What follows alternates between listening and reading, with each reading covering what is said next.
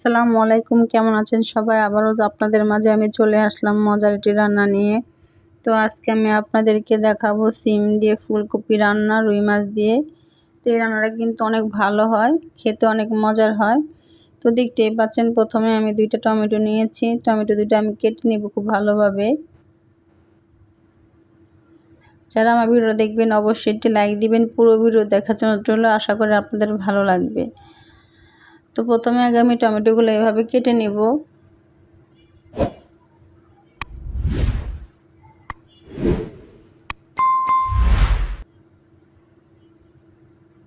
টমেটোর মুখগুলো আমি এইভাবে ফেলে দিয়ে আস্তে আস্তে করে চাকুর সাহায্যে টমেটোগুলো আমি খুব ভালোভাবে কেটে নিচ্ছি।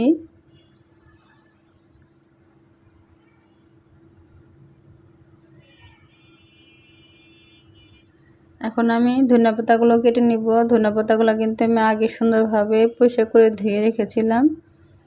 তখন ধনিয়া পাতাগুলো সুন্দরভাবে কেটে নিচ্ছি।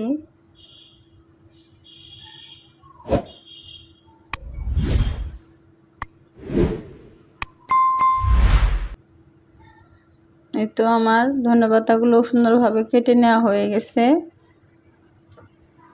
তো এইভাবে আমি সবজিগুলো সুন্দরভাবে কেটে নিয়েছি। দেখতে পাচ্ছেন এখানে আমি কিছু আলু নিয়েছি, ফুলকপি নিয়েছি, সিম নিয়েছি, পরিষ্কার করে ধুয়ে নিয়েছি আমি ওগুলা। তো আমি রুই মাছ দিয়ে রান্না করব। তো এখানে আমি কিছু রুই মাছ নিয়েছি, পরিষ্কার করে সুন্দরভাবে ধুয়ে রেখেছি। তো মাছটা আমি হালকা একটু ভাজা দিয়ে দিব। তো তার জন্য আমি সামান্য পরিমাণ হলদি গুঁড়ো, মরিচি গুঁড়ো আর সামান্য পরিমাণ লবণ দিয়েছি। তো মাছের গায়ে খুব সুন্দরভাবে মশলাটা মেখে নেব আমি। তো দেখতেই পাচ্ছেন আমার কিন্তু মশলাটা মাখানো হয়ে গেছে। এখন আমি মাছটা একটু হালকা ভাজা দিয়ে নিব। তো চুলায় আমি একটি প্যান বসিয়ে দিয়েছি। প্যানটা গরম হয়ে আমি তেল দিয়ে দিলাম। তেলটা গরম হয়ে গেছে। এখন আমি মাছগুলো আস্তে আস্তে দিয়ে দিয়েছি। তো মাছটা আমার উল্টিয়ে দিলাম। আমার মাছটা এক পিস ভাজা হয়ে গেছে। তো মাছটা আমি আস্তে আস্তে উল্টিয়ে দিলাম।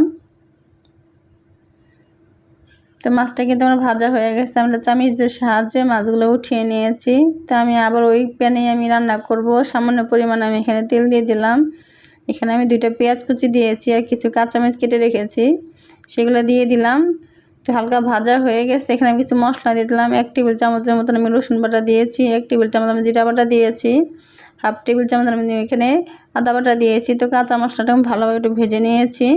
ভেজে নেওয়ার পর একটু পানি দিয়ে দিলাম। এখন আমি এখানে হলুদ গুঁড়ো দিলাম 1 টেবিল চামচের মতন, 1.5 টেবিল চামচের মতন আমি এখানে মরিচ গুঁড়ো দিয়েছি, 1/2 টেবিল চামচের মতন এখানে আমি ধনিয়া গুঁড়ো দিয়েছি, স্বাদ মতন লবণ দিয়েছি।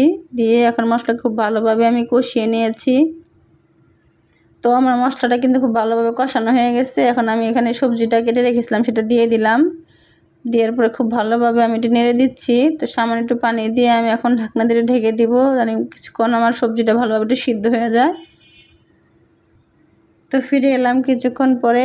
আমি আবারও ঢাকনাটা উঠিয়ে খুব ভালোভাবে একটু সবজিটা নাড়া দিচ্ছি। সবজিটা আমি আর একটু সিদ্ধ হবে, আমি একটু ঢাকনাটা ঢেকে দিয়েছি। তো ফিরে এলাম আবার কিছুক্ষণ পরে। আমার কিন্তু সবজিটা খুব ভালোভাবে সিদ্ধ হয়ে গেছে। তো এখন আমি ঝোলের পানি দিয়ে দিলাম, খুব ভালো করে নেড়ে দিচ্ছি আমি বলক ওঠা আগ পর্যন্ত। তো ফিরে এলাম কিছুক্ষণ পরে। আমার কিন্তু ঝোলের পানিটা বলক উঠে গেছে। তো এখন আমি এখানে কেটে রাখা টমেটোগুলো দিয়ে দিলাম। টমেটোগুলো দিয়ে আমি হালকা একটু নেড়ে দিচ্ছি। এখন আমি এখানে ভেজে রাখা সেই রুই মাছগুলো দিয়ে দিব।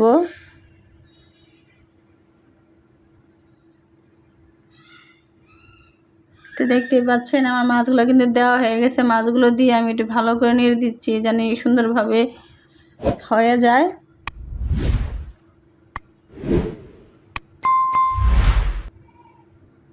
এখন আমি একটা ঢাকনা দিয়ে ঢেকে দিব।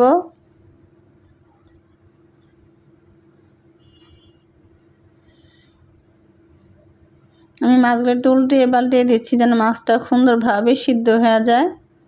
এমনি তো ভাজা মাছ বেশি সময় লাগবে না। তো আমি একটু নেড়ে দিচ্ছি ভালোভাবে। আবারও ঢাকনা দিয়ে আমি ঢেকে দিলাম। তো ফিরে এলাম কিছুক্ষণ পরে। আমার রান্নাটা কিন্তু প্রায় কমপ্লিট হয়ে গেছে। তো এখন আমি এখানে কিছু ধনিয়া পাতা কুচি দিয়ে দিব। এই ধনিয়া পাতা দেওয়া কিন্তু তরকারির টেস্ট আরও দ্বিগুণ বেড়ে যাবে। অবশ্যই এই ধনিয়া পাতা রাখবেন।